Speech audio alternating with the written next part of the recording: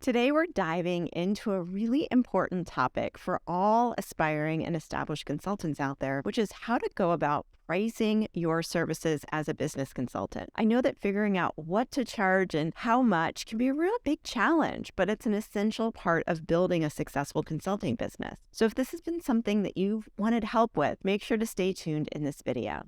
Hi, my name is Laura Meyer, and I'm a growth strategist to some of the country's fastest growing for-profit and nonprofit brands, and I'm also a mentor to consultants. I've helped hundreds of consultants like yourself either improve your existing consulting business or get started in consulting. Pricing, of course, is such an important part of this process, as setting the right pricing for your services not only attracts your ideal clients, but also ensures that your consulting business remains sustainable and profitable, which is one of the best things about having a consulting business.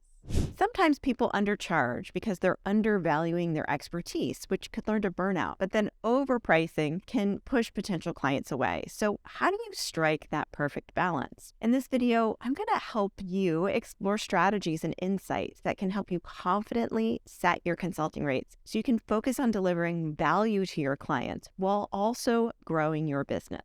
So now that we've set the stage, I really want to help you jump into our first crucial point, which is understanding your value. As a business consultant, it's really essential to recognize your worth and your unique value that you bring your clients. And this is the foundation which you'll build your pricing strategy. Several factors tend to contribute to your overall value, including your experience, your expertise, and your unique selling points. For instance, if you have a proven track record of helping businesses achieve a certain goal, even if you were internal as an employee, or you have a specialized skill set that sets you apart from others in the market, even if it was as an agency owner and now you want to get into consulting. These are strengths you need to leverage when also determining your rates. So let's dive a bit deeper into how you can assess your value and use it to your advantage. Assessing your value as a consultant begins with a thorough self-evaluation of your skills, experiences, and expertise. And based on my experience, a lot of people tend to downplay their experience and the specific outcomes they've helped people achieve in the past. So really take the time to reflect on your background and your experiences and think about how they've shaped your knowledge and your approach as a consultant. This exercise will give you a better understanding of the unique value you bring to the table and how you can leverage it to attract the right clients. It's important to use your value to your advantage, and it's essential to effectively communicate those experiences and that skill set and how that sets you apart from other consultants in your niche. You might want to create a compelling narrative or data sheet that highlights your unique strengths and the outcomes you deliver. You can also utilize case studies, testimonials, and specific examples to showcase your success in really helping clients achieve their goals. And when pitching your services to potential clients, you want to emphasize the value you provide and how your expertise can really help them achieve their desired outcomes.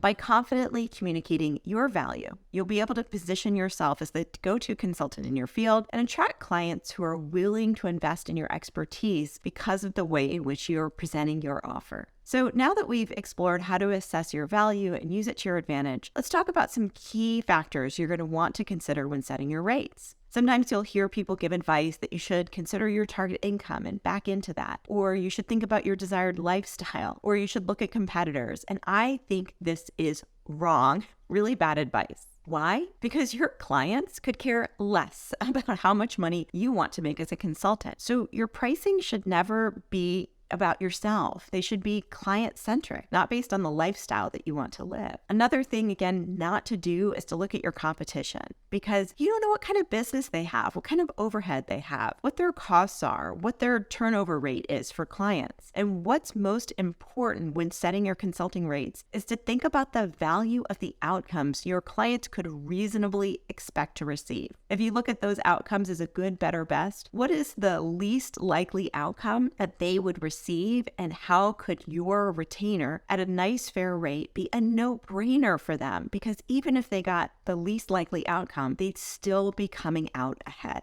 Clients are ultimately interested in the results you can deliver, and your pricing should reflect the impact of those outcomes and how that will affect their business. So by aligning your rates with the potential value of the results, you can actually justify much higher fees than backing into it from your lifestyle desires and needs, because you're demonstrating true worth of your consulting services, which will always help you charge way more and also get your clients talking about how much they love you because they're getting such a fantastic result. So to do this effectively, really base your fees on the value of what it is that you could reasonably deliver, even in a worst case scenario. It's really important to understand your clients' needs and desires. You'll also want to look at the challenges that they face and the results that they would hope to achieve by working with you. Also consider the financial impact these outcomes might have on their business or their organization, such as increased revenue, the ability to fundraise more, reduced costs, or improved efficiency. And by quantifying those potential gains, you can better position your services as an investment that delivers significant value. When clients can see the tangible benefits of working with you, they'll be much more likely to accept higher rates that align with the value of the outcomes you provide.